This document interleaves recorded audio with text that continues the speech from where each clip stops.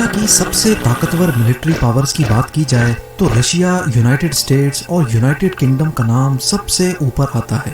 یہ تینوں کنٹریز نہ صرف ملٹری میں سب سے اوپر ہیں بلکہ اکنامی اور ٹیکنالوجی میں بھی باقی پوری دنیا سے چند قدم آگے ہی رہتی ہیں۔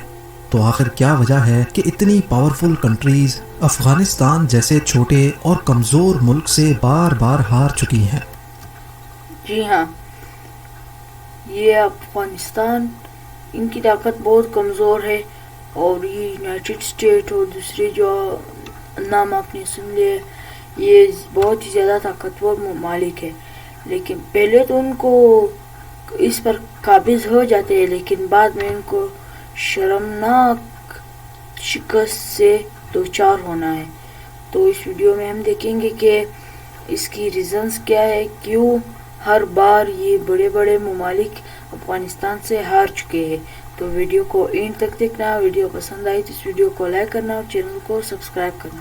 افغانستان میں ایسا کون سا راز چھپا ہے کہ یہاں سے دنیا کی طاقتیں الٹے پاؤں بھاگنے پر مجبور ہو جاتی ہیں؟ اور سب سے بڑھ کر یہ کہ رشیا، یونائٹڈ اسٹیٹس اور برٹین کا اس بنجر زمین میں کیا انٹرسٹ تھا؟ زیم ٹی وی کی ویڈیوز میں ایک بار پھر سے خوش آمدید۔ ناظرین، افغانستان نے زیادہ تر عرصہ غیر ملکی طاقتوں سے جنگیں لڑنے میں گزارا ہے۔ یہاں پر قبضہ جمانے کی ہسٹری کو دیکھا جائے تو 2500 سال پہلے 522 BC میں پرشینز نے اس جگہ پر حملہ کیا تھا، لیکن ان کا قبضہ 2 سالوں سے زیادہ نہ چل سکا۔ اس کے بعد 330 BC میں الیگزینڈر، جس نے آدھی سے زیادہ دنیا پر قبضہ کیا تھا، اس نے بھی افغانستان پہ حملہ کیا، لیکن وہ بھی 7 سالوں سے زیادہ یہاں اپنی حکومت نہیں جما سکا۔ منگول امپائر، سکھ امپائر اور مغل امپائر نے بھی اس جگہ پر الگ الگ وقتوں میں حملہ کیا، لیکن صرف منگول یہاں 2 سال ٹکے، جبکہ مغل اور سکھ امپائر نے 1 سال کے اندر اندر یہاں سے ہاتھ نکال لیا۔ جب برٹش نے سب کانٹیننٹ پہ قبضہ کرنا شروع کیا تو آج کے میانمار سے لے کر بنگلہ دیش، انڈیا اور پاکستان تک سارا کا سارا ایریا برٹش آرمی کے کنٹرول میں تھا۔ افغانستان میں انہوں نے 3 مرتبہ قبضہ جمانے کی کوشش کی، لیکن بدقسمتی سے 1 مرتبہ بھی کامیاب نہ ہو سکے۔ 1979 میں سوویت یونین یعنی آج کے رشیا نے بھی افغانستان پہ قبضہ کرنے کی کوشش کی۔ 9 سالوں تک افغانستان میں جنگ لڑنے کے بعد رشیا کو بھی اپنے ٹروپس یہاں سے نکالنے پڑے۔ اس دوران سوویت یونین اور امریکہ کے درمیان سول وار چل رہی تھی، اور افغانستان کی طرف سے ہار ملنے پر پوری دنیا میں سوویت یونین کا بہت نیگیٹو امپریشن گیا۔ ابھی سوویتس کو یہاں سے نکلے 12 سال ہی گزرے تھے کہ 2001 میں امریکہ نے افغانستان پر حملہ کر دیا۔ حیرت کی بات تو یہ ہے کہ اس جنگ میں صرف امریکہ ہی نہیں بلکہ تمام نیٹو کنٹریز نے مل کر حملہ کیا تھا۔ ایک طرف UK، Canada, Germany, Italy, France, Denmark اور پولینڈ سمیت 13 الگ پاورفل کنٹریز تھیں، تو دوسری طرف افغانستان اس جنگ کو اکیلا ہی لڑ رہا تھا۔ افغانی طالبان کے خلاف 20 سال تک یہ جنگ چلتی رہی، لیکن کوئی خاطر خواہ کامیابی نہ مل سکی، اور آخر میں نوبت یہاں تک آ گئی کہ 2021 میں امریکن فورسز کو یہاں سے نکلنے کے لیے بھی طالبان کے ساتھ ڈیل سائن کرنی پڑی۔ ایکسپرٹس کا کہنا ہے کہ 20 سالہ اس جنگ کے دوران امریکن فورسز افغانستان کے صرف 15% حصے کو کنٹرول کرتی تھی۔ افغانستان کا ٹوٹل ایریا فرانس سے تھوڑا بڑا، جبکہ اس کی پاپولیشن US اسٹیٹ کیلیفورنیا سے بھی کم ہے۔ اتنا چھوٹا ملک اپنے سے 10 گنا بڑے اور طاقتور ملکوں سے کیسے مقابلہ کرتا رہا ہے؟ اس کے کئی سارے جوابات ہیں، لیکن سب سے بڑا جواب افغانستان کی جیوگرافیکل لوکیشن میں چھپا ہے۔ افغانستان کئی الگ الگ قبیلوں میں بٹا ہوا ہے، جس میں ازبیکس، تاجکس اور پشتونز شامل ہیں۔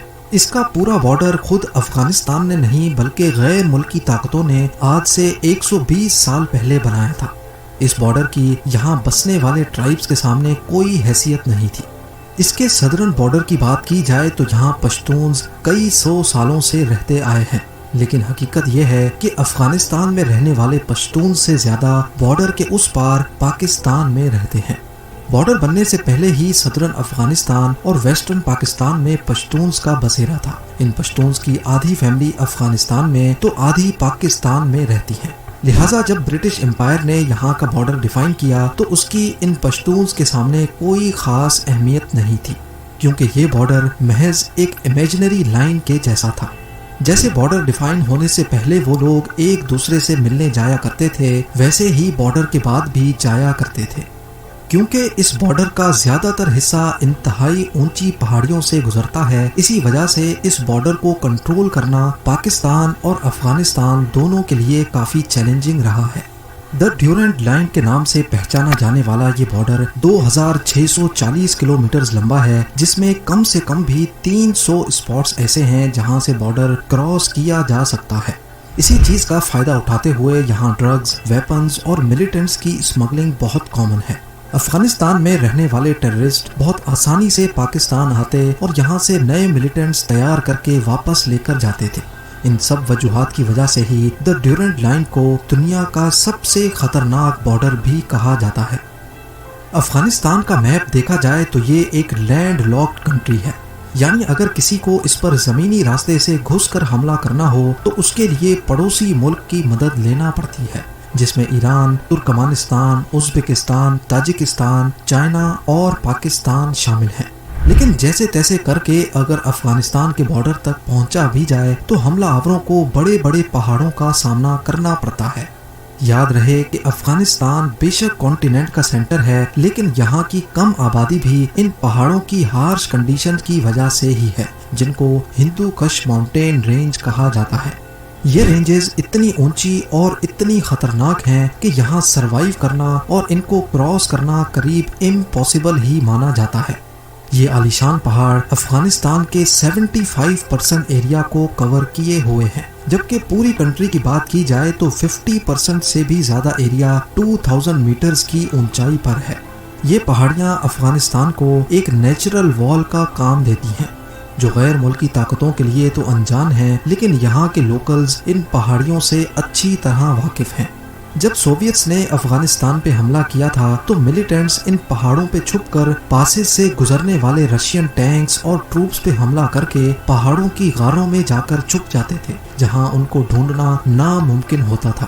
کئی بار تو ملیٹنٹس پورے پاسز اور روڈز کو بھی اڑا دیتے تھے، جس سے رشینز کئی مہینوں تک آگے نہیں بڑھ پاتے تھے۔ ہندو کش ماؤنٹین رینج جہاں حملہ آوروں کو روکتی ہے، وہیں ان کی وجہ سے ایک شہر سے دوسرے شہر تک گوڈز اور سپلائز کو ٹرانسپورٹ کرنا بھی ایک بہت بڑا چیلنج ہوتا ہے۔ یہاں درجنوں ویلیز ہیں جن میں الگ الگ ٹرائبز بستے ہیں۔ مشکل ترین پہاڑی راستوں کی وجہ سے زیادہ تر ٹرائبز کا آپس میں بھی کنیکشن نہیں ہے، کیونکہ ایک ویلی سے دوسری ویلی تک جانا بہت ہی مشکل ہے۔ اسی وجہ سے ان ٹرائبز نے ویلیز کے بیچ میں ہی اپنی الگ دنیا بسا رکھی ہے۔ ان کے اپنے اپنے قانون ہیں اور زیادہ تر ٹرائبز اپنی سیکیورٹی بھی خود ہی کرتے ہیں۔ یہی وجہ ہے کہ کابل میں موجود سینٹرل گورنمنٹ کا بھی افغانستان کے ٹرائبل ایریاز پر زیادہ ہولڈ نہیں چلتا۔ ظاہر ہے جب افغان سینٹرل گورنمنٹ ہی ان مسئلوں کے سامنے بے بس رہتی ہے تو باہر سے آنے والی ملٹری پاورز کیسے یہاں اپنا ہولڈ برقرار رکھ سکتی ہیں۔ 1979 میں Soviet military Afghan city Khost میں اپنی ملٹری بیس بنانے میں کامیاب ہوئی۔ یہ بیس ایک ویلی میں بنائی گئی تھی جس کی چاروں جانب اونچے اونچے پہاڑ موجود تھے۔ اس چیز کا فائدہ اٹھا کر افغان ملیٹنٹس نے ان پہاڑوں پر ڈیرا ڈال لیا اور پوری سوویت بیس کو چاروں طرف سے گھیر لیا۔ کیونکہ یہ ملیٹنٹس اونچی پوزیشنز پہ تھے، اسی وجہ سے انہوں نے ویلی تک جانے کے تمام راستے بند کر دیے۔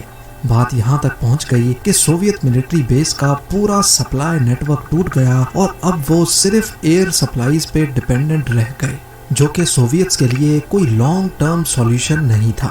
افغانی ملیٹنٹس کی یہ اسٹریٹجی صرف سوویتس کو ہی ہرانے میں کامیاب نہیں تھی۔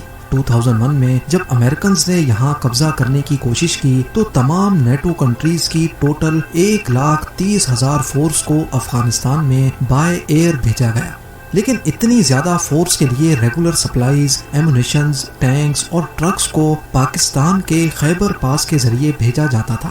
افغان ملیٹنٹس کو اچھی طرح معلوم تھا کہ یو ایس کے لیے خیبر پاس کتنا امپورٹنٹ ہے، اسی وجہ سے وہ پہاڑوں پہ رہ کر ٹرکس پر حملہ کرنے کا کوئی موقع نہیں چھوڑتے تھے۔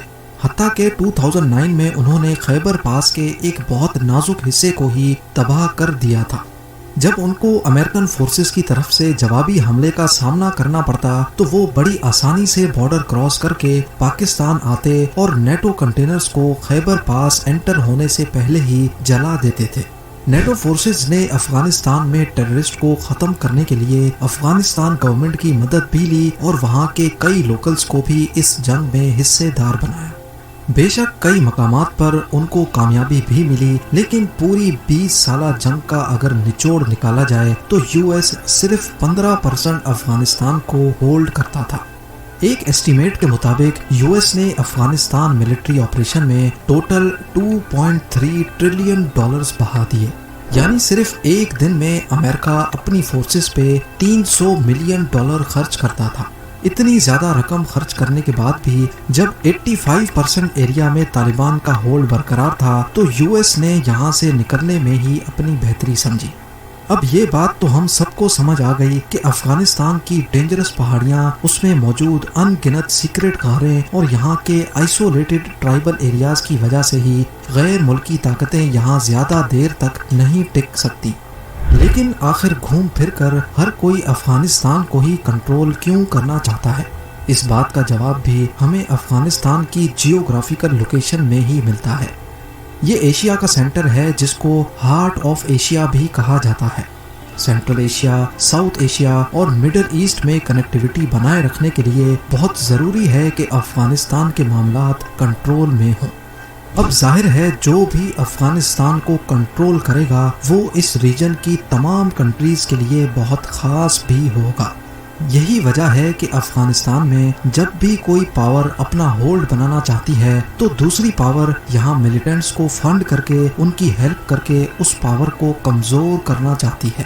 امید ہے آج کی اس چھوٹی ویڈیو سے آپ کے کئی کانسیپٹس کلیئر ہو چکے ہوں گے۔ آپ لوگوں کے لائکس اور پیار بھرے کامنٹس کا بے حد شکریہ۔ ملتے ہیں اگلی شاندار ویڈیو میں۔